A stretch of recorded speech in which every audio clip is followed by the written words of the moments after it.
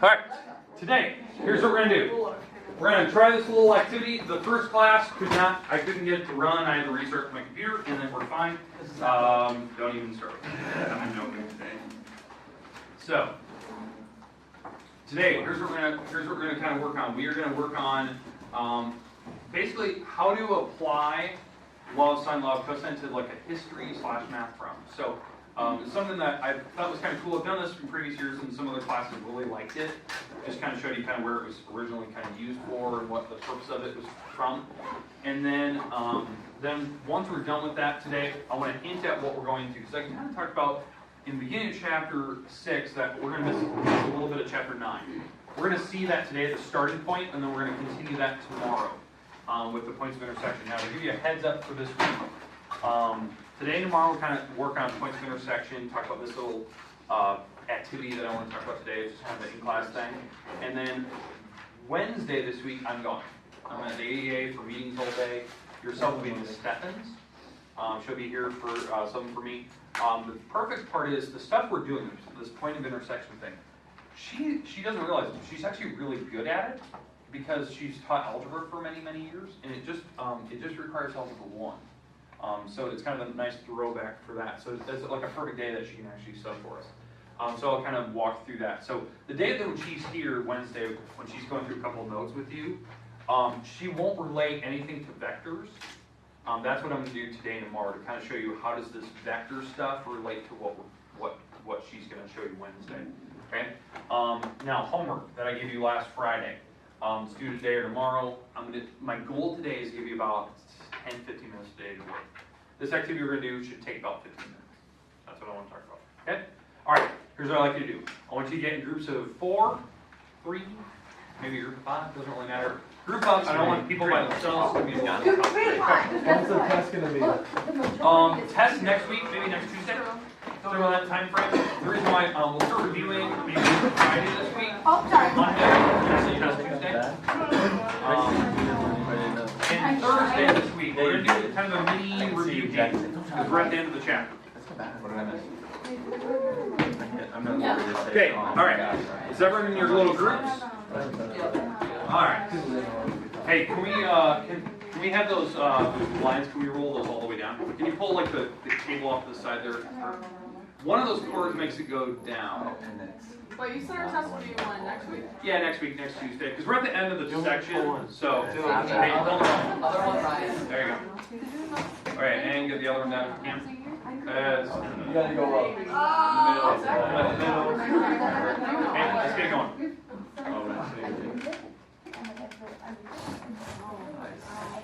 All right, here we go. Okay, all right. Now, to preface what we're going to be talking about.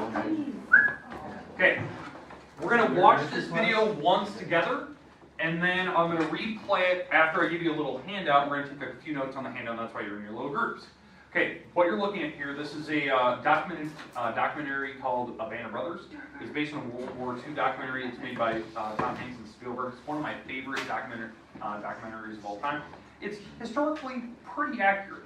The thing that I want to talk about today is one particular scene that happened. This is the very first episode. There's 10 episodes in The Band of Brothers. You try to watch it at least once a year if you like it. But this is the very first episode. This is a little 2-minute clip where Lieutenant Winters here talks to another officer about the training exercise they do. Because during these times they do a lot of training activities, but these actual soldiers don't get a lot of information. They go through the drills, and then come D-Day, they're just thrown into the mix, and hopefully their training kicks in. Well, these particular gentlemen, historically, they did some of the math that you guys have actually learned, and figured out kind of where they're going to be dropped off at, so they can get mentally kind of prepared. Because the whole point of all these drills were to get ready for D-Day. Well, they don't actually know where they're going to be dropped off. So these guys were clever enough; they figured out. And I want to replicate that math today to show you kind of the level. Now, they're going to do it a little bit differently than we would, like us in class, obviously, because we have calculators, and they kind of do a very gross estimate using a shoestring. But you get the idea, and I think this is really cool. It's a perfect little thing. And I want to watch it first, about 2 minutes, and then I'll hand out some paper and we'll take some notes on the second watch. Okay, so here we go. Hopefully if this works, please God let it work.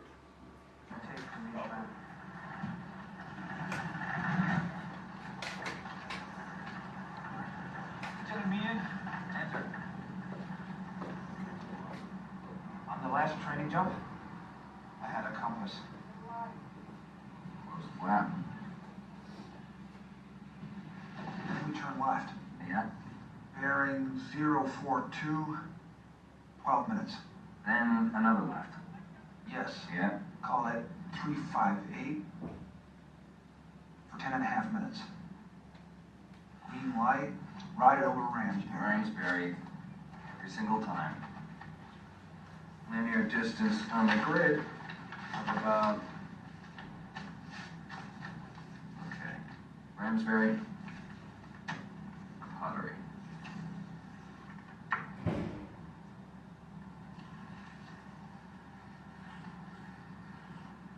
So, it's Normandy. Okay. Causeway number 1, So, causeway number 2. okay, there's a short 2-minute clip.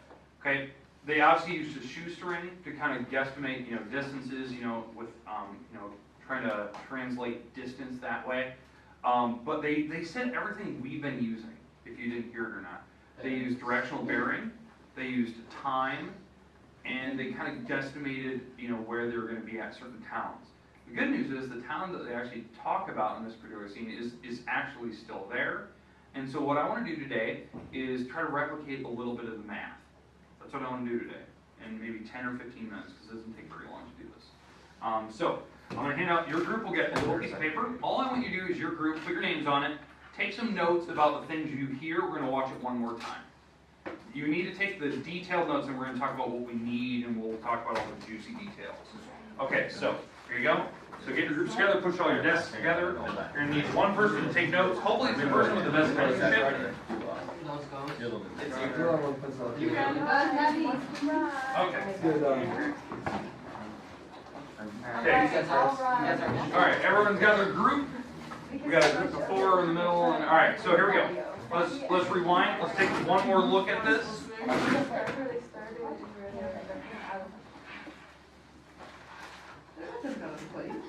All right. Okay, we ready? All right, here we go. Then we turn left. Yeah. Bearing 042, 12 minutes. Okay. So left, 042 for, what do you say? 12 minutes. You might want to write that down. 042. What does that mean? That's a directional bearing. 042 is? 042. So left, 12 minutes. So you might want to write that down. Okay, everyone's got that? 042. That is the left, 042 for 12 minutes. Got it. Okay. Another left.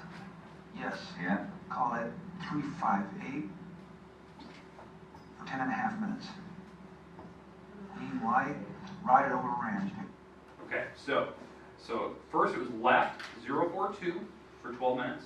Then another left at, what he said, 358 for 10.5 minutes. And then we should end up somewhere around Ramsbury.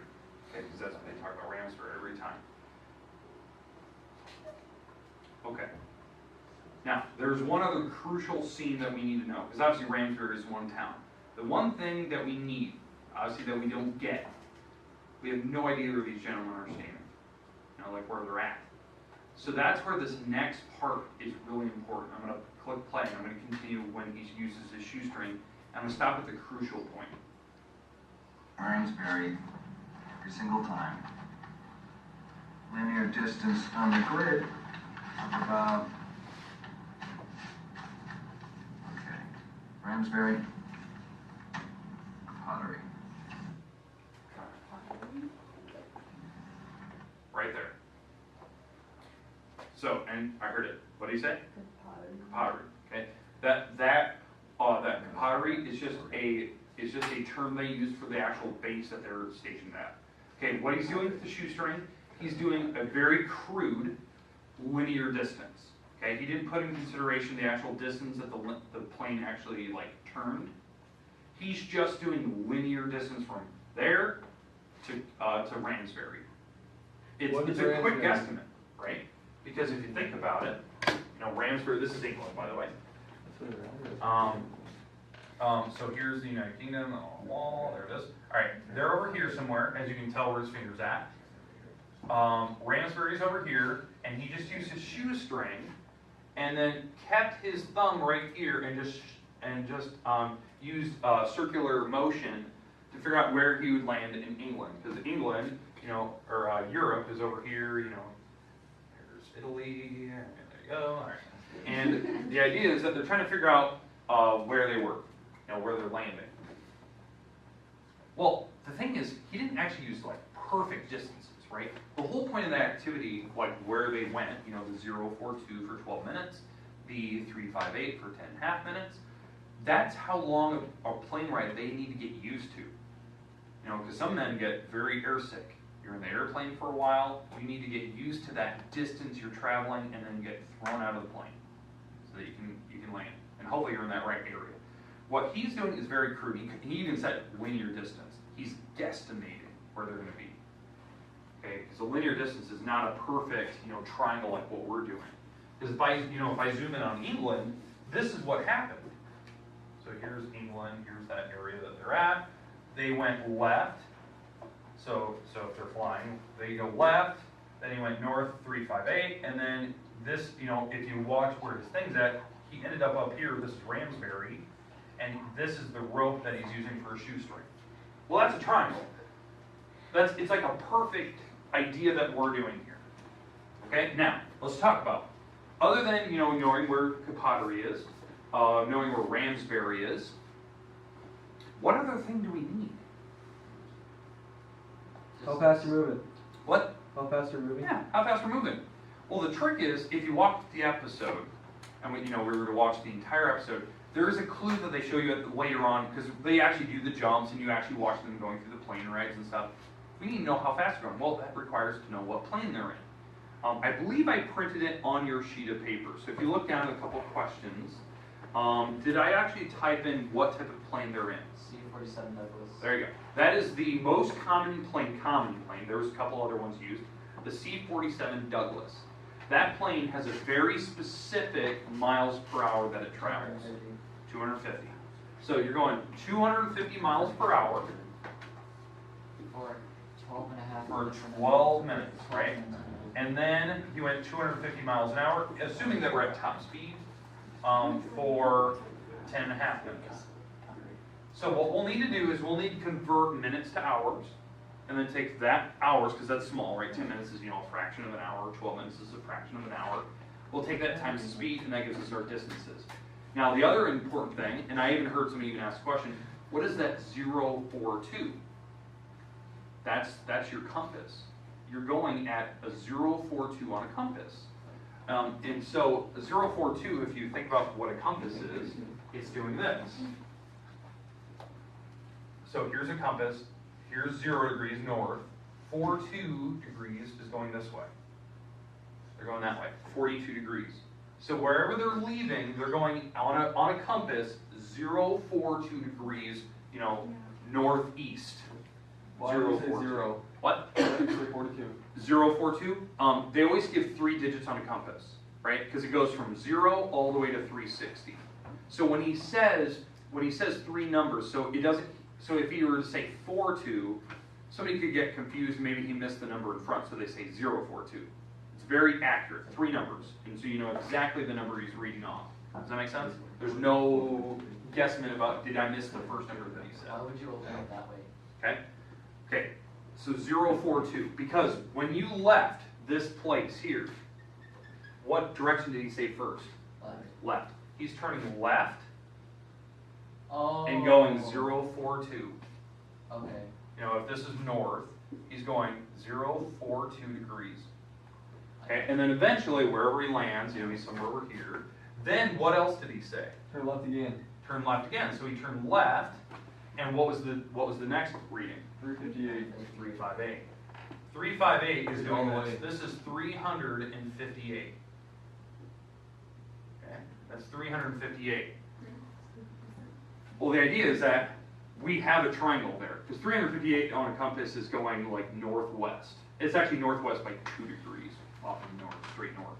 Okay, so, you know, Ramsbury is over here somewhere, so he was actually almost going perfectly north to go to Ramsbury. Okay, now to figure out that number in this triangle, because obviously if I complete where a shoestring's going, I don't need the 4-2. The 4-2 will actually help me find this number, the angle inside your triangle. Because what should, here, let me get rid of this. What should this angle right here and this angle add up to be? 90. Nope, 180. They're called same side interior. So what number do you add with 42 to make 180? What? 138. This is a 138 degree angle. Okay. That's the idea. How is that even possible? But that, if that's 2 degrees, then that only adds So- up to 140. So, you know, the idea is that when you have north and you have the north line over here, Yeah. like these two, maybe I should, this number should be 138, but you're right. What was the other number that we just talked about a little bit ago? 2. We have to take off 2 degrees here. Because we're not going perfectly north, right? That would take us to north. We're taking off 2 degrees. That's why I brought that number up earlier. So this number is actually, get rid of this. This number is actually, since we're not going north, we're going this way. This number is actually a 136. Because we're not going perfectly north. North would take us 138. We're coming back a little bit. Okay? And so it's kind of going this way where he's tilting. Okay? So that's the idea. That's why they give us the 358. And this is just, you know, doing very, very accurate. Now, obviously, this is a recreation, you know, of what these gentlemen actually did. So, but we can actually do the math that's involved here. Okay, so let's actually complete this. All right, so how do I convert minutes to hours? Divide by 60. So take 12, divide by 60. 12 divided by 60 on a calculator is 0.2. So this is 0.2 of an hour. Not quite a full hour, right? And 10.5 divided by 60. This is 0.175 of an hour. And now, how do I figure out the distance that we traveled? Speed. Exactly. You multiply speed times that number, and that gives us roughly the distances. Okay? All right, so let me get rid of the projector here. I'm going to put the marker board back up. We're going to come back to this here in a second. We'll come back to the whole video, and we'll talk about, you know, how accurate roughly it is. Yep. Okay, so let me put this more accurate drawing on the board, and all the numbers we discussed. All right, so here's pottery. Here's some unknown turning point. We'll call this random point. We went up here, we hit Ramsbury. This was 136, like we just said a little bit ago, because this number over here was 42, and this is the shoestring that he used. Okay, so we could figure out, you know, that rough distance. Really, the real actual distance that we needed this number and this number, because those are the actual accurate distances that you're in your airplane. But he used a very crude shoestring to figure out, you know, rough distances. So this number right here was that 0.2 is 0.2 times 250. He traveled 50 miles. 50 miles. Then this number over here, 0.175 times 250 miles an hour, that is 43.75 miles. Because I took my speed times, you know, the time they're in the airplane. How do I find the shoestring they used? Cosine. That's why I said this is a perfect problem that we were doing. Now, obviously, they didn't need to do it. They had a map in front of them, so they didn't need to actually, you know, do the law of cosine, right? They just did a shoestring, put it to where they ended, where they started, and swung the shoestring. Now, accurately, we would actually add these two numbers up. So it would be 93.75. That's actually the flight path that they took. That's probably going to be the same flight distance that's going to be dropped off at. But these guys are guesstimating using this number, because they don't actually know where the turning point was. They didn't know. They just know that they turned, the airplane felt it was turning, and then they know where they landed when they jumped out of the plane. So they didn't actually know where they turned. If they would have had all these numbers involved, you wouldn't need to do all that work. You know, I know that they traveled 93.75 miles. Yeah, that's the, yeah. Okay, so to figure out this x number, you take x squared equals 50 squared plus the 43.75 squared minus 2 times 50 times 43.75 times cosine, the angle in between. And that's the law of cosine. Right, that's the formula that we've been using since 6.1, 6.2. But, you know, when I talked about Friday, I talked about, you know, why we do vectors and all this. This is like a perfect tie-in. So 50 squared is 2,500. 43.75 squared, I have no idea what it is. 43.75 times 43.75 is 1914.06. Minus, this is 100 times that, which is 4375 point, and then times the cosine of 136. If I actually multiply this together, this turns out to be positive. The reason why, that's a negative number. When you take cosine of 136, you actually get a negative. And you take that times the 4375, and I get 3147.11. And I add that to these numbers. And what do I have to do in the end when I add all this up? Square root. So these are the numbers I'd like you to write down your page. Okay, 2,500 plus 1914.06 plus 3147.11. And this number turns out to be 7561.17. Taking the square root, 7561.17 is roughly about 86.95 miles. Now, why that number was perfectly fine, why this was acceptable as their flight plan, because what was their actual flight plan? 90. It was 93. So this number makes sense. That, you know, they used 86. That was what their shoestring was. They transferred what, you know, this amount of miles is on a shoestring. Then they put a map and they swung it, right? And the trick was their atlases had to be the same scale. If their scale changed, they would have to change this number depending if they go to an European map or whatnot. So they were kind of lucky they didn't show any of that. But here's the thing. Why this is important? Let me bring up. How do they know when to stop? Riley wants to watch the When video. they're like again. swinging? They just stopped when they hit Europe somewhere because they just figured it. They You knew it would be in know, there. you're in that general area. So, and I thought it was clever the way that they did it. Now let me. Let's watch the video again. Like swinging in the We're gonna watch the end of the video so you can see it, right? And we'll watch the clip again. So I know, sir, you were gone, so you can see it. All right. So keep this in mind. Hey, does everyone have this written down on their little sheet? I got it. Everyone's got it? Okay, let me get rid of this. And I'm going to show you, like on a map, roughly, that what they did. Actually, not bad math. So, you know, kind of guesstimating what that number is, because again, we're totally guesstimating here. You know, time. All right, so It's a show, not a movie. it's a documentary. Yep. Okay. Bravo. All right. So you're looking at Google Earth here. I'm going to go to roughly where they were. Let me turn the.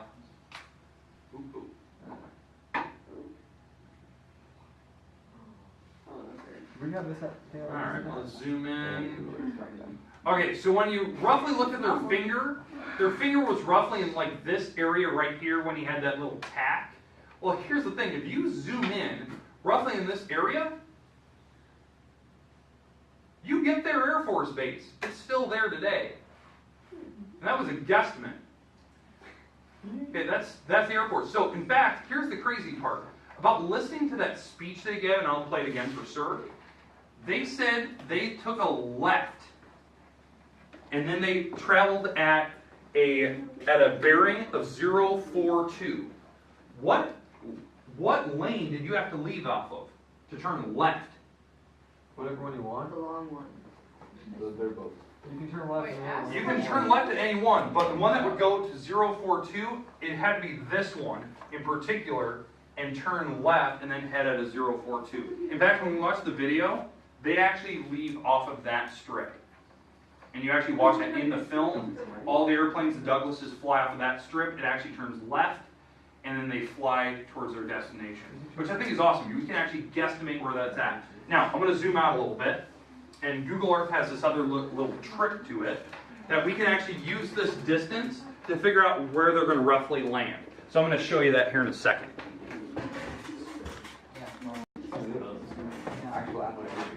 You actually digging this circle? Yeah. See, I thought this was kind of cool. I just watched this and I was like, we can do this. Alright, now hey. So, hey. Alright, I'm going to drop a pin right here. I'm just going to keep my cursor there, just so we can see it. Alright, so we said it was roughly about 90 miles-ish, 95, 100 miles. It was 83 when we did the math. So we're leaving about this, right where the A is at. Well, Google Earth has these little tools we can use, if I could see it. Well, are they called graders? Okay. Alright, so let me make this a little bit bigger. I need to see the toolbar here. Alright, so roughly where the A is at, we have this little ruler tool that you can use, and all you do is you click, and then you can drag a distance. And now what you're not seeing is that on my screen over here, it's actually telling me in terms of miles how far I'm going. This is about 100 miles. Okay, because they said it was about 83, 95-ish. Well, when you do your little circle plan, right, this is the area you'd land. Because it's the only part of Europe you'd actually hit with 90 miles. Yeah, otherwise you'd be in the water. Well, the idea is that this is Normandy. What? Yeet! It's Normandy. So, I mean, the math they're doing is actually insanely accurate, which I actually kind of like. Now, let's watch the video again, and then we can put all this together, which I think this is just kind of cool. It's kind of fun. All right.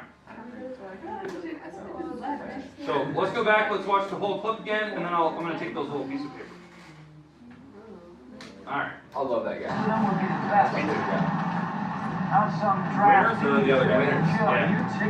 This is the greatest documentary. It really is. Because I'm spending time to get to know my soldiers. I mean, come on. You've been with these guys for what, 2 years? I've been there for 6 days. And gambling talk, so what? Soldiers do that. I don't deserve a reprimand for it. What if you won? What if you won?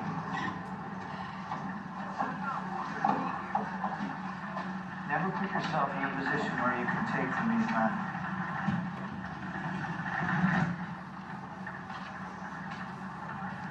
Lieutenant Meehan? Answer. On the last training jump, I had a compass. What was the plan? We turn left. Yeah. Bearing 042, 12 minutes. Then another left. Yes. Yeah. Call it 358 for 10.5 minutes. Green light, ride it over Ramsbury. Ramsbury, every single time. Linear distance on the grid of about... Okay. Ramsbury, Pottery.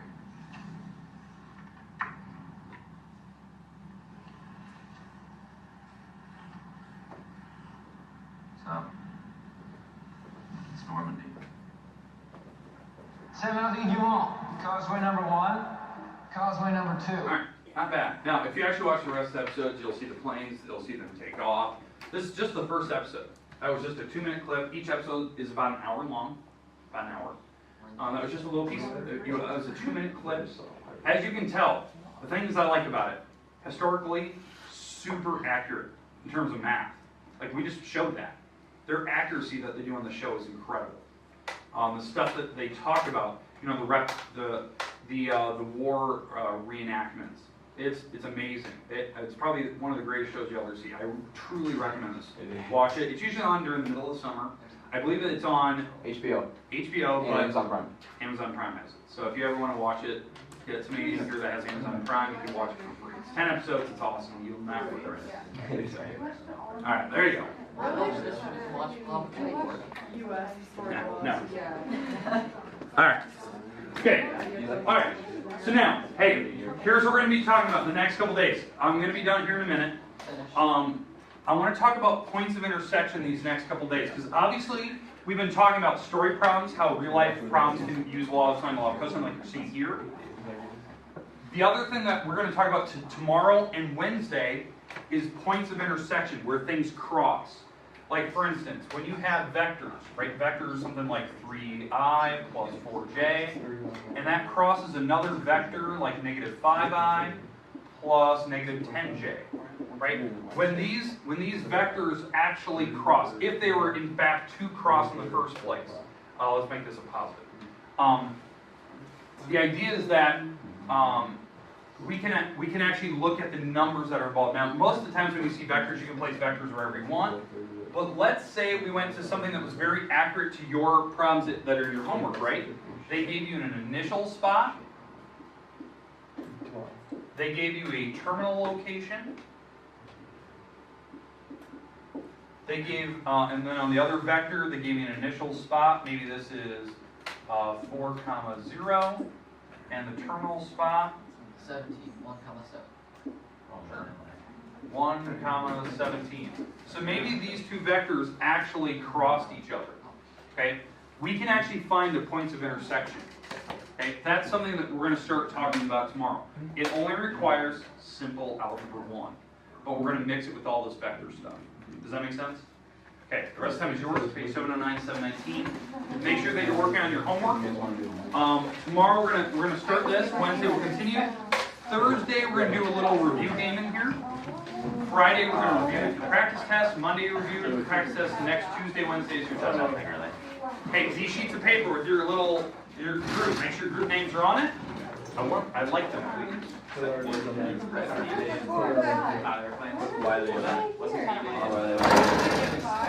D-Day was error, it was land, it was everything they could throw out. Okay, you have to get back. What the Yes, I've had it for a few days. I got it on like Thursday or Tuesday. Ward, have you watched the Pacific? I haven't. That's the thing. I have it at home. I have it like the disc. I have it. Yeah. I always get to about because I watch Band of Brothers like once a year. About the summer, I kind of watch it over. Get past the third episode in the Pacific. It's just low. It's where they start doing the war bond sales. It's super slow episode, and every time I get there, I just get bored, and it's good. You know, and I keep hearing that, and I just can't finish it. You got it. All right.